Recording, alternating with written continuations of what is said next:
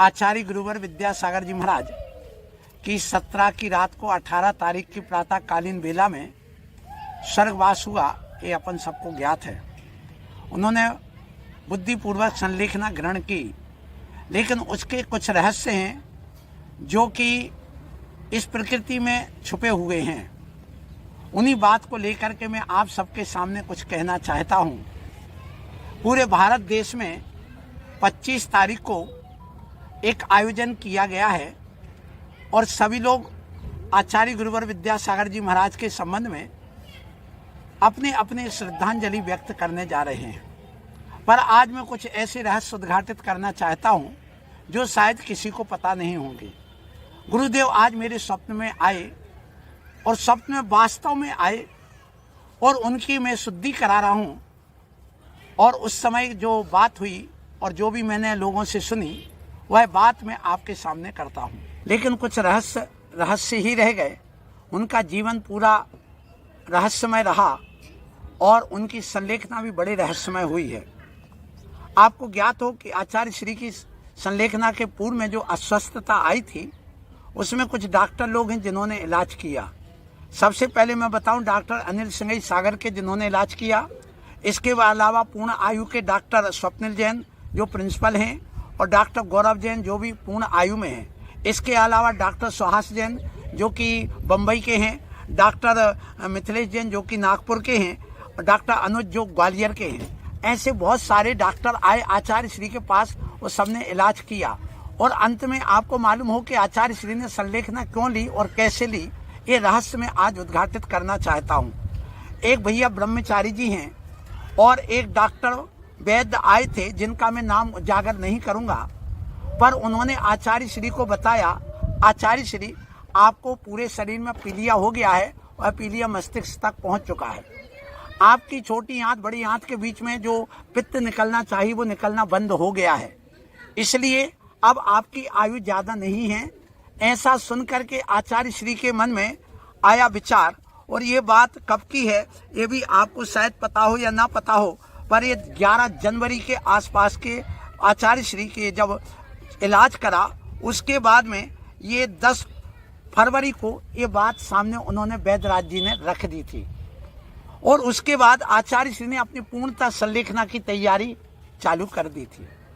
इसलिए आपको ज्ञात हो कि ऐसे जो आचार्य श्री को जब ये पता चला कि अब मेरी स्थिति ठीक नहीं है, यद्यपि वो जान रहे थे अंतर्यामी अपने आप को स्वयं को जानते हैं समझते हैं, तो ये बहुत सारी बातें आई। डॉक्टर राजेश जैन भी भोपाल वाले हैं, वो भी पहुंचे और उन्होंने भी आचार्य श्री से बहुत निवेदन किया कि मुझे आपके पेट पर हाथ रख लेने दो। आचार्य श्री ने कहा नहीं, ना मैं ब्लड दूंगा, क्योंकि जब हम स्वयं केशलॉन्च करते हैं और जो ब्लड एक खून का बूंद भी निकल आती तो हम लोग उपवास करते हैं, तो इतना सारा ब्लड हम क्यों दें, इसलिए ब्लड देने से आचार्य श्री ने मना कर दिया।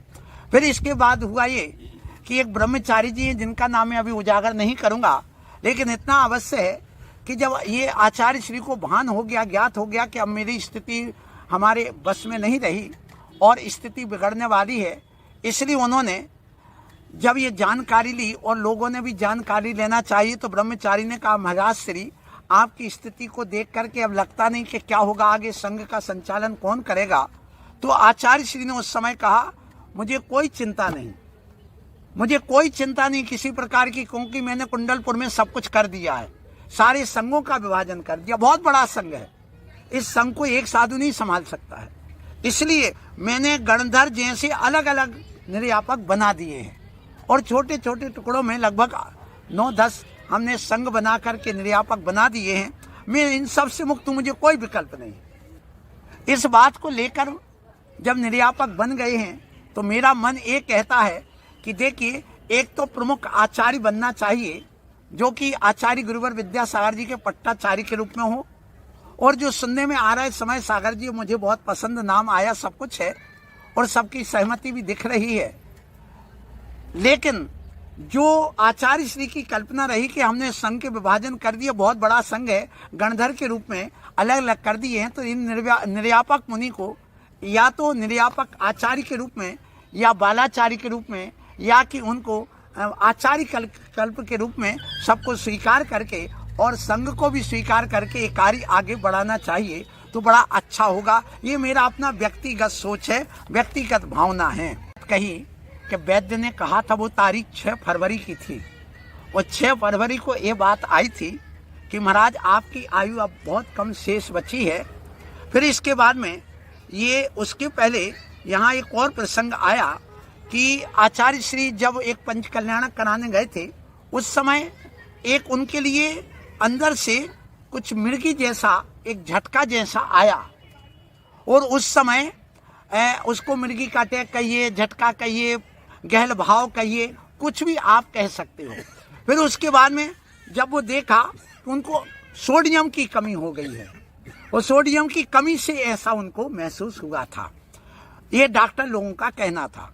फिर हुआ ये कि जब वो आचार्य श्री के संबंध में ये महासागर जी महाराज ने कहा, महाराज श्री मैं आपसे चंद्रगिरी लेके आया हूँ पुनः, और आचार्य श्री ने देखा, समाधि के पहले हाथ जोड़ा और भगवान के दर्शन भी किए और जब जयकारा का घोष किया बड़े बाबा का तो महाराज ने हाथ जोड़ करके पुनः नमन किया। ये संलेखना के कुछ ही समय पहले की बात है। इसका मतलब ये है कि आचार्य श्री पूर्ण स्वस्थ और बहुत अच्छे ढंग से जागृत थे और सावधान भी थे।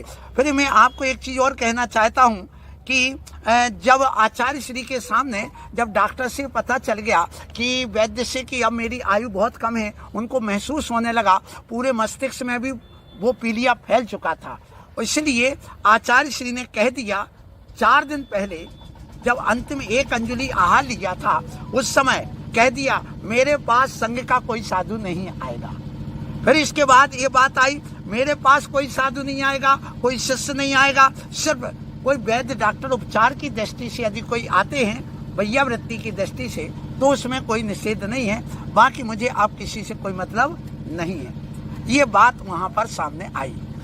ये जो पीलिया हुआ था आचार्य श्री को, वो इसलिए हुआ था पीलिया कि आचार्य श्री की जो बड़ी आंत छोटी आंत के बीच में जो पित्ताशय होता है, उसमें जो पित्त निकलता है उसको पचाने के रसायन जितने भी होते हैं भोजन को, वो निकलना बंद हो गए थे। उसके निकलने से, बंद हो जाने से क्या होता है कि वहां पर वो पूरे शरीर में पीलिया फैला था और इसलिए क्या हुआ कि डॉक्टर लोग जब खून देना बंद कर दिया तो उन्होंने मात्र यूरिन से टेस्ट किया, इसके अलावा जो स्टूल था उसका टेस्ट करते थे, क्योंकि आचार्य श्री ने ये सब देना बंद कर दिया था। फिर इसके बाद में हुआ ये, आचार्य श्री ने कहा देखो मैंने पंच कल्याणक आदि में सबको बुला लिया है, मैंने सब वहाँ करे, यहाँ मेला क्यों लगाना, सबको रोक दो, यहाँ किसी को नहीं बुलाना। ये आचार्य श्री के स्वयं के शब्द थे। और इतना कहने के बाद में फिर जब वहां पर ये स्थिति बनी कि आचार्य श्री ने जिस दिन 1 अंजलि आहार लिया वापस आए और आकर के सबसे उन्होंने पिछी उठाई यूं और पिछी उठा करके मुनियों के सामने बहुत 5 मिनट तक ऐसी पिछी किए रहे हाथ जोड़ करके। ऐसा लग रहा था जैसे आचार्य श्री सबसे क्षमा याचना कर रहे हो, ऐसा वहां महसूस हुआ था। इसलिए भी लगता है कि आचार्य श्री ने कहा हमने सब निर्वित हैं, हमें कोई विकल्प नहीं, कोई ना आए, मेरा किसी से संबंध नहीं। इसका मतलब यही है कि आचार्य श्री ने सब पद आदि त्याग करके, संघ के प्रति मोह भाव त्याग करके, और एक बात और आई थी कि परगण में जाना चाहिए। तो ये भी प्रसंग किसी व्यक्ति ने रखा था, उसका भी नाम मैं अभी व्यक्त नहीं करूंगा क्योंकि मैं दूर हूं और जो जो मुझे जानकारी मिली है उस बात को लेकर के मैं कह रहा हूं। तो आचार्य श्री ने कहा जाना चाहिए, लेकिन मैंने संघ का पूरा त्याग कर दिया है। ये बात आपको ज्ञात हो, आचार्य गुरुवर विद्यासागर जी महाराज ने जो संलेखना ली, संलेखना के पहले ही उन्होंने अपनी तैयारी प्रारंभ कर दी थी और वो कुंडलपुर से उन्होंने संलेखना की तैयारी कर ली थी, ऐसा महसूस होता है। क्योंकि जो 12 साल की संलेखना ली जाती है, जो जिस ढंग से संलेखना की तैयारी होती है, उस समय ऐसा लगता है आचार्य श्री ने, ये मेरा अपना सोच है, उसी समय से उन्होंने तैयारी की है। इसलिए संघ का विभाजन और निर्यापक मुनि बनाए, सारे आरिकाओं को उन्होंने अपना मार्गदर्शन दिया, प्रतिभा स्थली को मार्गदर्शन दिया और अपने साथ मात्र 4 साधु रखे। वो इसलिए रखे थे कि यद्यपि 48 साधु के बीच में संलेखना होती है, तो 48 साधु जब नहीं हो तो कम से कम 4 साधु तो होना ही चाहिए। इसलिए आचार्य श्री ने 4 साधु अपने साथ रखे थे। वो संलेखना में संबोधन आदि के लिए जो विधि है संलेखना की, उसका उन्होंने पूरा पालन और निर्वाह किया है, ये सिद्ध होता है। इसलिए उन्होंने 4 साधु अपने साथ रखे। इसका मतलब उन्होंने अपनी संलेखना की पूरी तैयारी कर ली थी और उन्होंने गण पोषण काल किया, फिर इसके बाद निर्वृत्ति काल को पूरा करके आत्म साधना का काल उत्तमार्ग जो अंत में आता है, उन्होंने उसका पालन पूरा आगम के अनुसार किया है। इसलिए बड़ी खुशी और बड़ी प्रसन्नता है। दुख जरूर हुआ बहुत ज्यादा, अब लेकिन दुख नहीं होता है, क्योंकि आचार्य श्री ने पूरा अपना धर्म का और हम सबको जो रत्नत्रय का पालन कराने का जो उपदेश दिया है, वो हम लोगों के जीवन में है और वो सदा बना रहेगा। बात आई थी, इससे यही सिद्ध होता है कि आचार्य श्री ने संलेखना ली थी। और एक बात और आई, जब सब लोग संघों ने कहा और विद्वानों ने, वैज्ञानिकों ने और जो डॉक्टर लोग आए, उन्होंने भी कहा महाराज आप संलेखना ले रहे हो क्या? तो आचार्य श्री के शब्द थे, संलेखना बताई नहीं जाती, संलेखना ली जाती है, बताने की चीज नहीं है। इसलिए मैंने कहा कि देखिए आचार्य श्री को स्वयं अपना अंदर से पता था कि मेरी स्थिति क्या है। सो मैंने जो बात प्रारंभ में कही थी कि आचार्य श्री के सारी क्रियाएं सारी जिंदगी भर रहस्य में रही और संलेखना भी हम सब के लिए रहस्य बनी रह गई, परंतु आचार्य श्री के मुख से जो मन वचन काय आचार्य की 3 गुप्ती होती हैं, वो उन्होंने पूरा अंत समय तक, अंतिम क्षणों तक उनका पालन किया है। मैं गुरुदेव को नमन करता हूँ। हे गुरुवर, ऐसी संलेखना जो आपने ली है, ऐसी हम सबकी भी हो। नमोस्तु नमोस्तु नमोस्तु।